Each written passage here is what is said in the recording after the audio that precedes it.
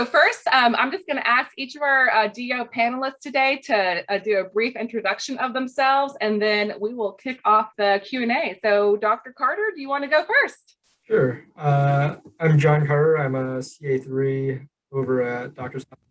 Ohio. And Dr. Carter, where did you go to DO school, sir? I went to school over at Northwest. Thank you, Dr. Carter. And Dr. Resser. Good afternoon. My name is Danny Resser. I went to medical school at Des Moines University in Des Moines, Iowa. I did my anesthesia residency at Oklahoma State University in Tulsa. I was an attending at the residency training program for a number of years, and I'm currently at Ascension St. Vincent in the Indianapolis area. I graduated from residency in 2002. Thank you, Dr. Resser. And last but not least, Dr. Tiloff. All right. Good afternoon. Welcome, everybody. My name is Michael Tiloff. Proud alumni of New York College of Osteopathic Medicine. Currently located in Florida in the civilian hospital. I work both in anesthesia and critical care. And this weekend, I am serving our country as a U.S. Navy officer. So welcome, everyone. Look forward to answering your questions. Thank you all. Thank you all, doctors. So we'll go ahead and jump into the pre-submitted questions. So the first one, Dr. Resser, maybe I'll pitch this one to you first, and then we can invite our panelists for additional comment. So what, if any, unique questions should we ask historically osteopathic residency programs?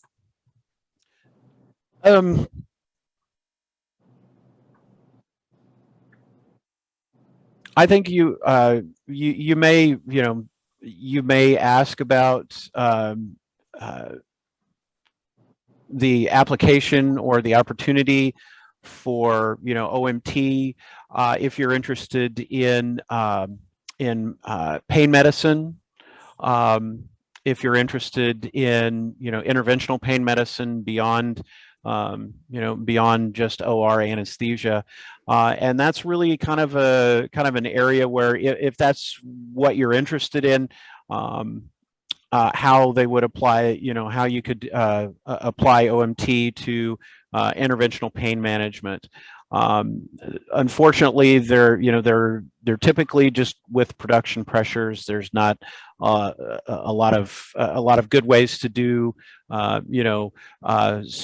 specific osteopathic manipulative therapy and osteopathic philosophical treatment in anesthesia, other than just the obvious of regarding the entire body as a system and not necessarily just a disease. So I think if you're interested as a DO anesthesiologist in interventional pain management, that's going to be kind of the area where you would get more information as traditionally straight osteopathic medical education as it applies to anesthesia. So. Thank you, Dr. Resser. Dr. Carter, I believe your residency program is historically osteopathic, I want to say. So do you have any additional comment? I guess some good questions to ask because we did do that transition into ask what kind of changes the program has made during that time with the transition to ACGME. There's also the transition to taking the basic exam and all of that. So there are different challenges in terms of what kind of study material they give you. And you could always ask about the pass rate for the AD boards or the basic exam as well. Outside of that, if you're, as Dr. Resser was saying, if you're really into OMT, you could see what kind of involvement they have or what kind of opportunities they have. But otherwise, now that we're all blanketed by the ACGME. You'll still get your numbers with any program you go to, but you can ask about where their strengths and weaknesses lie. Thanks, Dr. Carter. Dr. Tayloff, do you have anything additional to add on this question? And really, it's unique questions about, historically osteopathic programs, but and if anyone has any unique sample questions just to ask during general interviews from osteopathic traditional programs and then just, allopathic programs as well. So feel free to speak up on that. I would probably ask my interviewers and the program directors as to how much experience they've had with the osteopathic candidates, and that would give an osteopathic applicant actually an advantage, because there's one thing where graduates of osteopathic medical schools absolutely have an advantage, is just by practicing OMT on each other, osteopathic applicants tend to spend a little bit more time hands-on with the prospective patients. And so I would ask the program interviewer, program director, as to how much experience with osteopathic candidates they've had, and turn it either in the form of a question or a statement saying, what you will notice that osteopathic applicants have more experience dealing with prospective patients hands-on. So that would be my suggestion. Thank you. All righty, we'll move on to kind of the next topic here. It's probably a hot button issue. So how to stand out as an applicant. Do you all have any, top five tips for an elective or audition rotations? This is this is probably going to vary among different perspectives, but how can a student stand out as an applicant? Because I know it's competitive. So Dr. Resser, do you want to go ahead and get us started? Well, I think the two or three biggest things that I can think of that would make you stand out, as someone who has interviewed potential residents in the past, is number one, just be honest. Be honest with what you know, be honest with what you don't know, and don't try to bluff your way through anything. Just, if you don't know, you don't know, and there's nothing wrong with not knowing, but figuring out how to find out. And so if just be intellectually honest, not only with yourself, but with your potential attendings.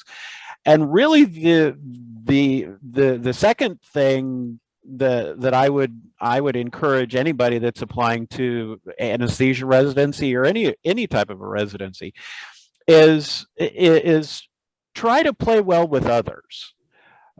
You're going into a circumstance where you're going to see these people, not only as a resident, but as an attending. You're going to see these people for sometimes 10, 12, 16 hours a day. And if you're someone who is unpleasant, who is not someone who people want to work with, you're going to be at a real disadvantage. And when I was interviewing residency candidates, that was one of my biggest things that I looked for, and one of the biggest things that I looked at the candidates about is this somebody that I'm going to enjoy working with? Is this somebody that's going to, that's interested in learning, that's personable, that we're going to get along, and we're all going to have a positive experience? And so you really can't overstate the ability to play well with others as it goes to, interviewing for a residency training spot. Yeah, I'd agree with quite a bit of that. Playing well with others is huge, just getting along with everyone.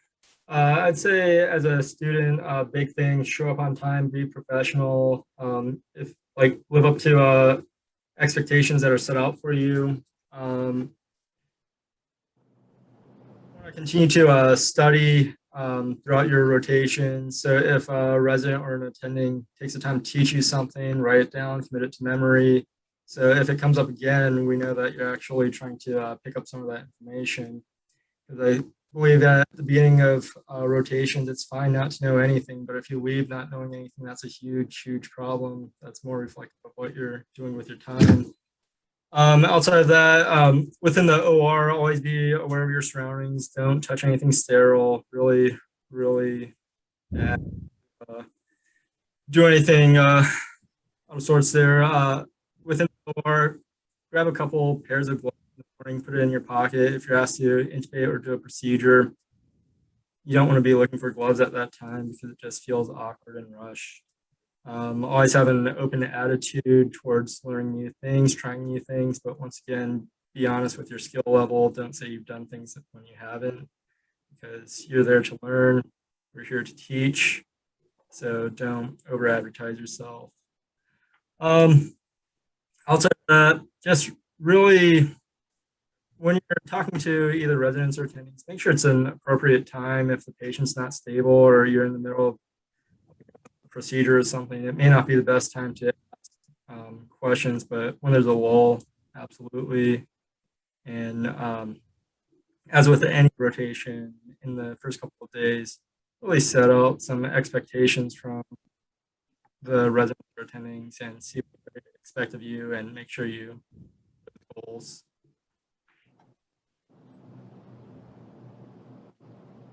Dr. Tayloff, do you have additional comment? I cannot agree more with my esteemed colleagues. In fact, I wrote down the 5 points that I would recommend for a successful anesthesia residency. Okay, first of all, let's name the elephant in the room. The screening criteria will be your scores, especially when programs are bombarded by hundreds and sometimes thousands of applications. Make sure that your scores are competitive enough for anesthesia. Multiple attempts and low scores at this point in time essentially preclude you from going in anesthesia. I hate to say that, but it is a very, very high mark to hit. So scores, make sure your scores are good. Number two, and make no mistake about it, programs do not know their applicants. They want an applicants who stand out. One of the things that programs look more and more at is your research. Have you shown interest? Have you showed initiative?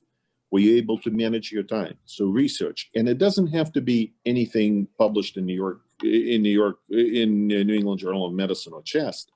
It could be something as little as an abstract, a poster, an article, anything that shows that you have put an extra effort and extra time and managed the time well goes to your benefit. Number three is your addition rotations. It is an absolute must in today's environment. It's hard to do. Luckily, the pandemic is between us, so there would be more opportunities to do that. And when you on an addition rotation, just like Dr. Carter said, be a good sport. Your first question should be, how do things work around here? That's what the program wants to see. They want, just like Dr. Rasser said, they want to know you fit in. You want to fit in, and it sounds like a cliche, but it's not. Show up early and leave late. Literally, the last question that I want to see from an applicant is there anything else you want me to do? Never. You want to go home when they tell you to go home. Jokingly or otherwise, when they say, you're spending too much time here, go home, study, enjoy yourself. Good sign.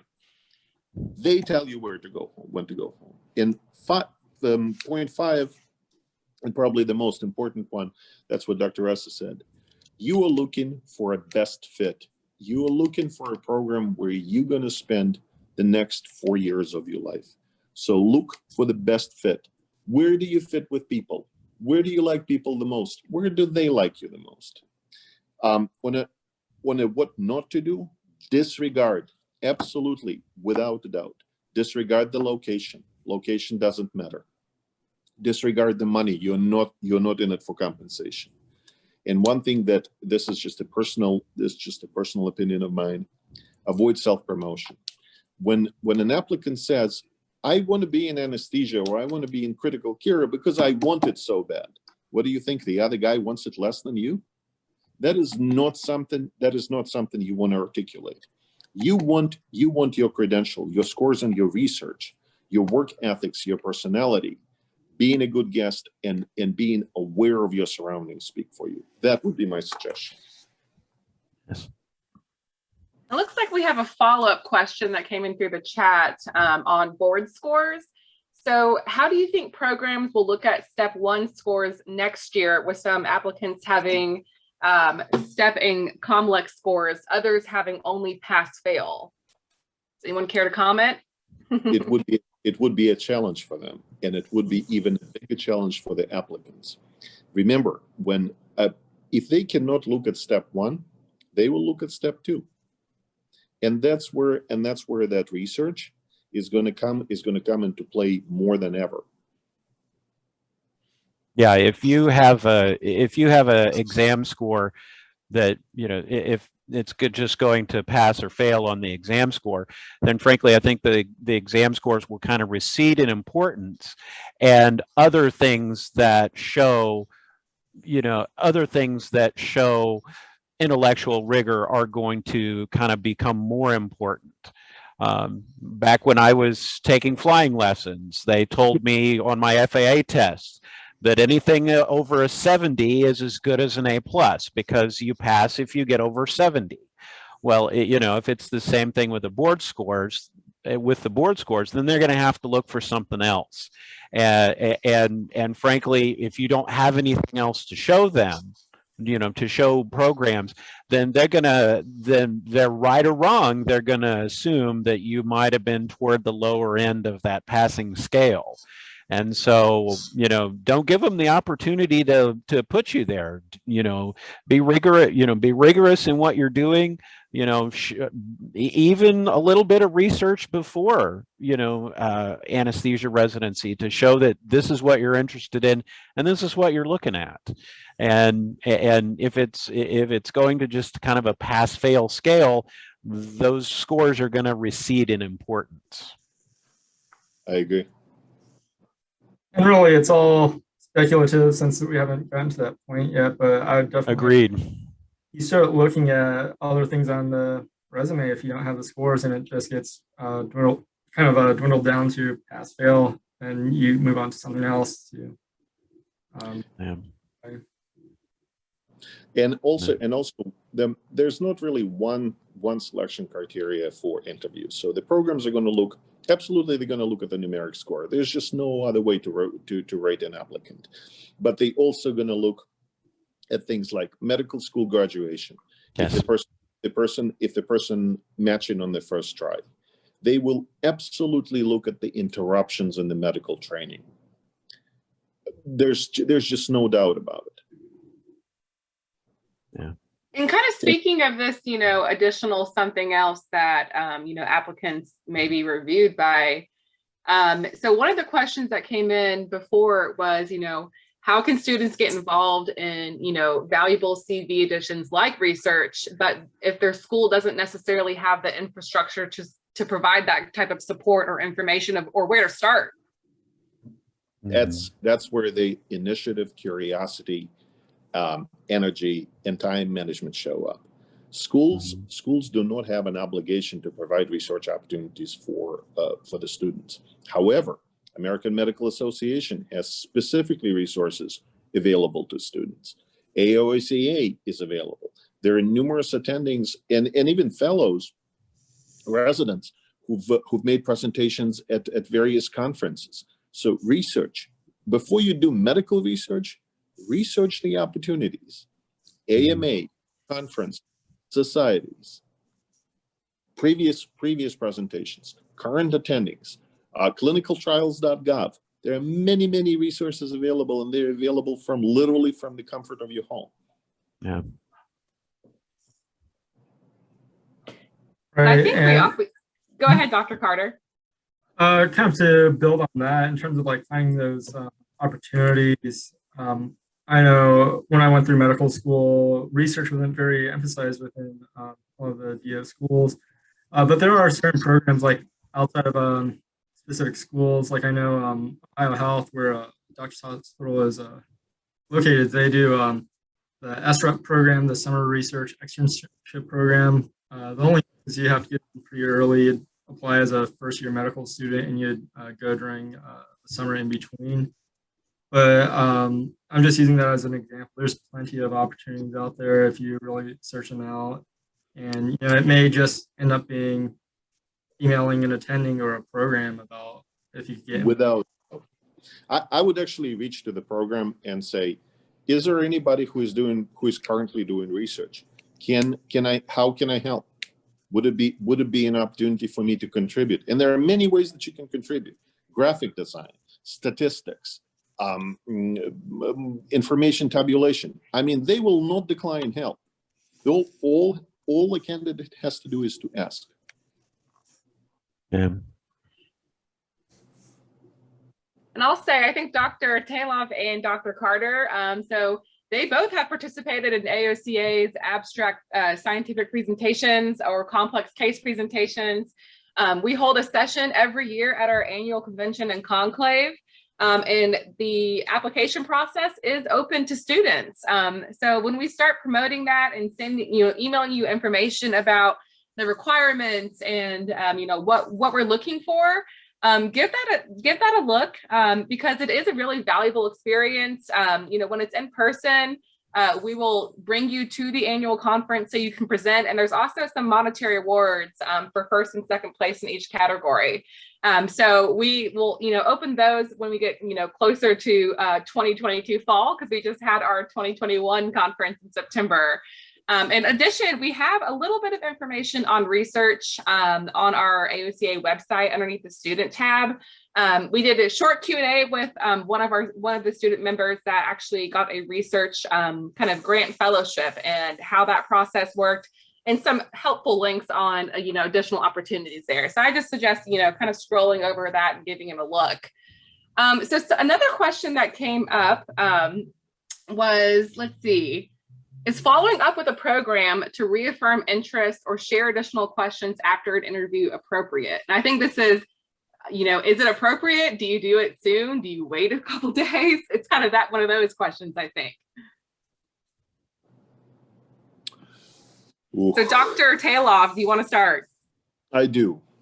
So this is what this is, and again, I have not had an opportunity to discuss it with my esteemed colleagues. So I would absolutely take a different opinion.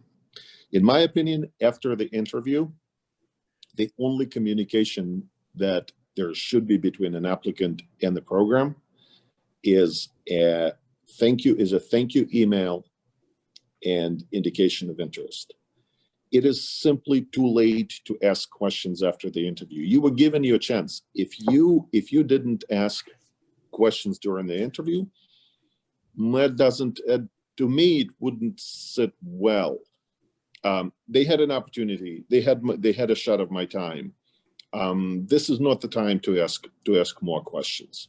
But at the same time, a sincere indication of interest and a thank you note to the attendings or the fellows or the residents that interviewed really goes a long way. So my suggestion would be to send a thank you email to the people who interviewed you. Yeah, I would agree. The contact between a candidate and a program after the interview, unless it's really extraordinary circumstances. I can't really consider what those might be, but it could be anything more than just a thank you and an expression of interest. Would probably be about what you would want to limit it to.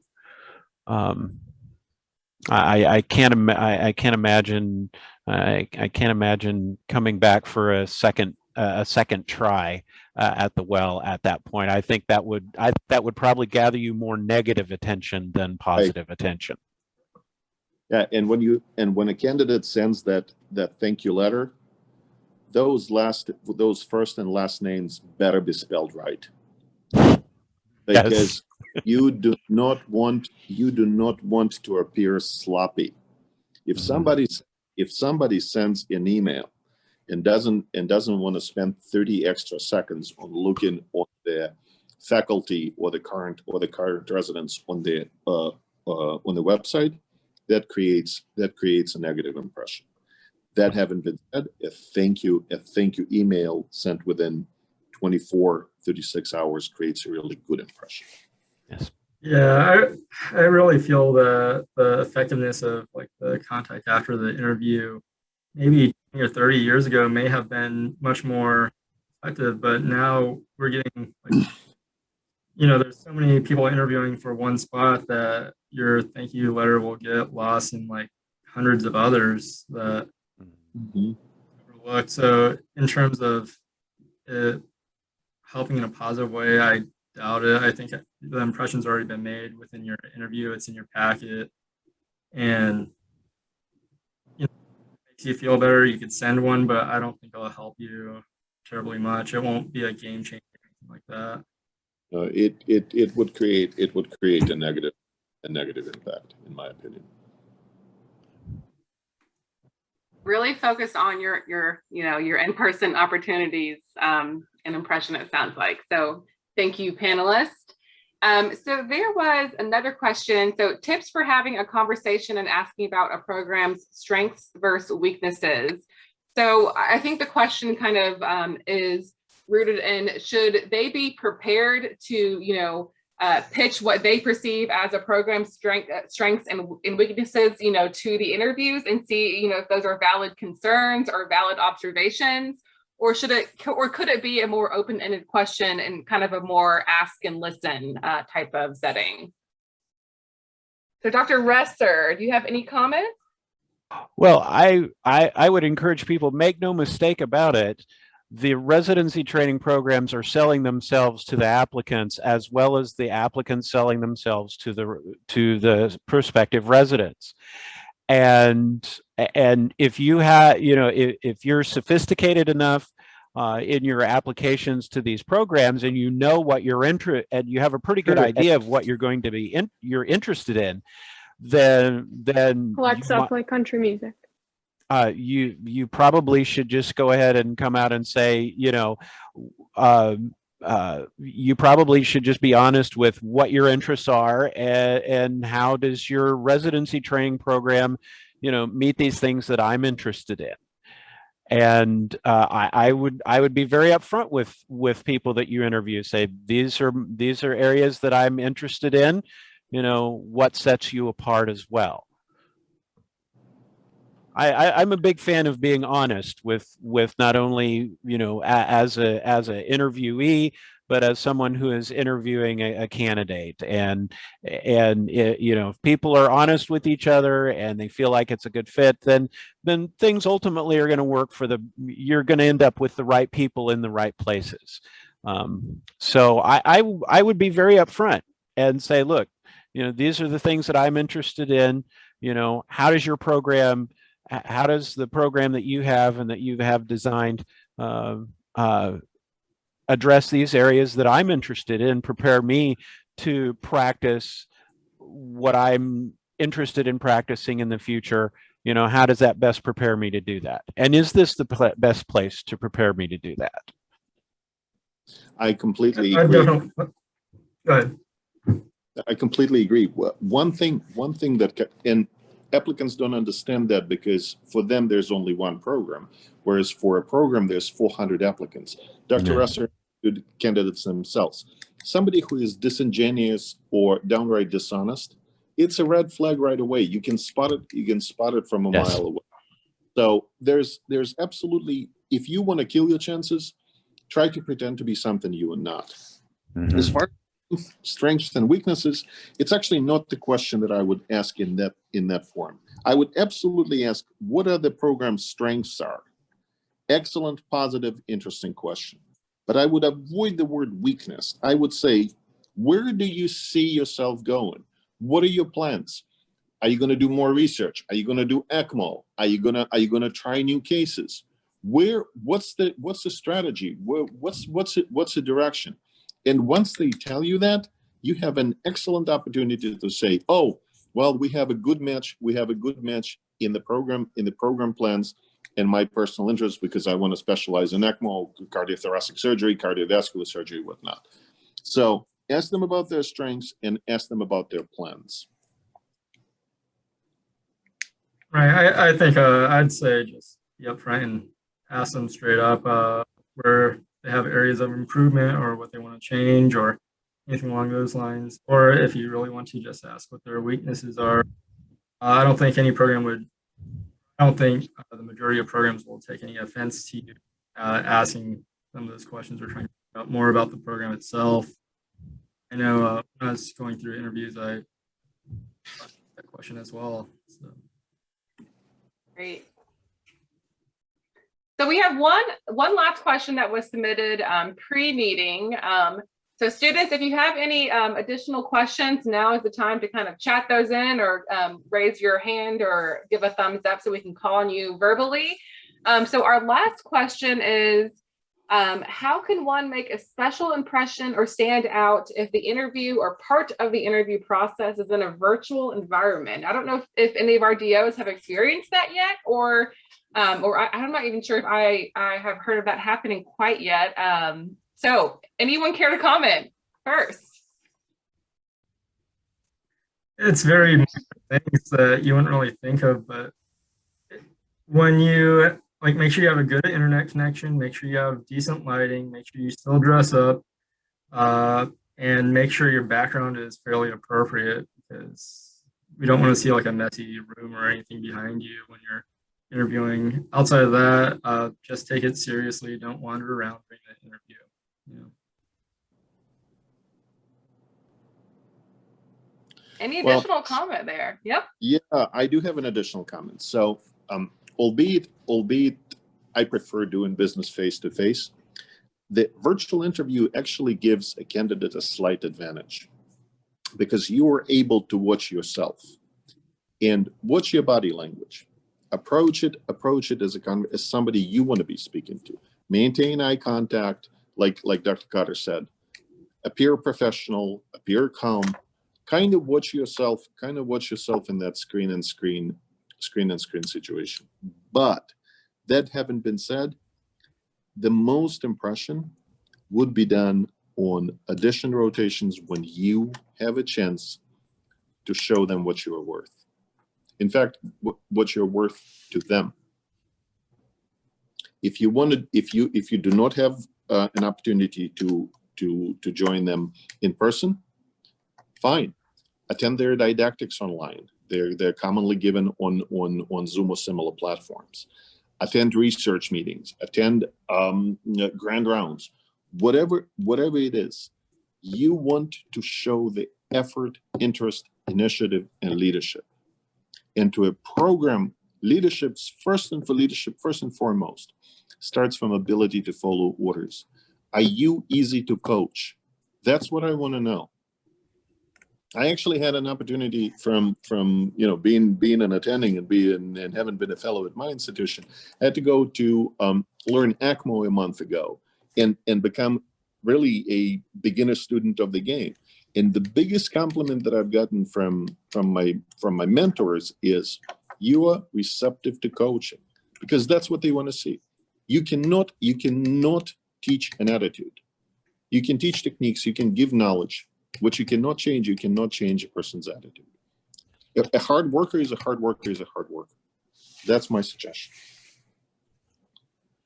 I would suggest that interviews in a virtual setting, the interviewee has a tremendous advantage over an in-person interview in that you control the environment that you are in. You can make sure that you're dressed like you want to, that nothing in the background is something people don't want to see, that that they can hear you and they can't hear you breathing into your microphone like Darth Vader.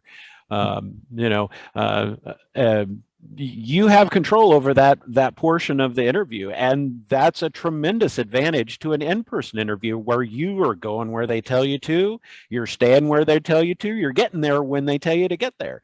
I mean, virtual interviews, you just show up when the time is. You control everything else. And so make yourself more comfortable. Make sure, make sure you maintain professionalism at all times. Make sure the background is appropriate, but make yourself comfortable. And that really can kind of put you in a better space for what can be a relatively stressful encounter. So I think interviewees in a virtual setting have a tremendous advantage over an in-person interview, and you owe it to yourself to take every advantage of that you can. Absolutely, I agree. Great. I've always been told if you're a spinner or you're a fidgeter, don't sit in a spinny chair on camera in a meeting, because you'll start wiggling and you'll start swaying and you don't even notice. So yeah. I definitely agree with all aspects of what our doctors shared. So any other last minute questions? We have about 2 or 3 minutes. So don't want to shut us down too early. So any additional questions? Or any last minute comments from our great DO panelists today about how to prepare for these residency interviews. I think there was a lot of insight already shared and great tips and advice, but anything last comments to add? Well, couple of things that I would recommend. Number one, with the Dr. Russell was talking about virtual interviews. It wouldn't hurt to have a virtual to have a mock interview with somebody who's done it before, and it doesn't. That's an excellent idea.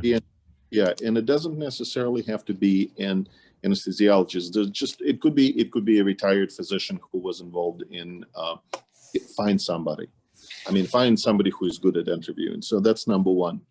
And number two, while we were talking about the conferences, don't miss an opportunity to network. I understand it's expensive for a student, it's difficult, but when you go to a conference, be it local or state or national or whatever, you meet people, and more people you meet, more feedback you're going to get. And on the basis of that feedback, you'd be able to come up with your best strategy. So my suggestions would be arrange for a mock interview if you can go on audition rotation, and network where you can. Right, I'd say, as mentioned before, one of the biggest things is sign up for an audition rotation. If it's at a place you really want to go to, sign up early, get on that, what is it, VSLO or VSAS, get on that the first day it opens, and because it can make a huge difference in the whole process. I would encourage folks also, if you can't get that audition rotation that you want at that place that you really want to go, don't give up. You can ruin a position by giving up on something that you really want. And so if you're outstanding in other rotations and that the physicians there are willing to write letters of recommendation, or you have contacts that are willing to help you, don't give up on a program because you can't get an audition rotation. Make every effort to do your other rotations just like they're an audition rotation, because in reality every one of them is. And if you do well, and I have students rotating with me in my location, and I tell them if they're interested, you do well this month, I've got no problem writing a letter for you. And I know people, and I'm willing to make a call, and I'm willing to do that for anybody that rotates with me and that is interested in anesthesia and that I'm comfortable with recommending. But make it so that the people you do rotations with are comfortable with you, because if you can't get that one you want, you can get others that will put you in the same place as if you did get it. So don't give up if you don't get that addition rotation that you want. And if you can get an addition rotation, ask to shadow for a day. That's a considerably easier process. While Dr. Russell was describing his experience, I couldn't help but think of what we were taught in officer training. Remember, no matter where you go, you are always watched and always judged. It doesn't mean that you have to be completely tense. Quite to the contrary, be yourself. But remember, every single thing you do is being watched and being judged. Turn it into your favor. Yes. I love it. And that's a great way, I think, to conclude today's student meetup. So doctors, thank you so much again for joining us. Students, we will have more student engagement opportunities coming in 2022. We're really trying to focus on what's going to be most valuable to you. If you have an idea or if you have a question on, something that you're seeking of information that you're not going to find in your textbook, or you're having trouble finding an answer at your school, reach out to the AOCA administrative team, office at aocaonline.org. We are very open to, the type of resources that you're looking for. And we're hoping to do more of those real life scenarios in 2022, like those mock interviews. Those are wonderful ideas. So I will wrap up today's call just by thanking everyone again today. And if you have any questions, go to the AOCA website. And doctors, again, thank you so much. And we'll exit out the Zoom room here. So have a great rest of your Fridays. I'm not sure how many participants we have, but I encourage people to reach me by email. Certainly not expected from the other members of the panel, but please, if you have an important question, feel free to reach me by email. I'll find an opportunity to answer. Yes, Thank you. I am as well, and I'm more than happy to help. So there you have it. All three of them available, students. Thank you all. Thank you. Bye. good day.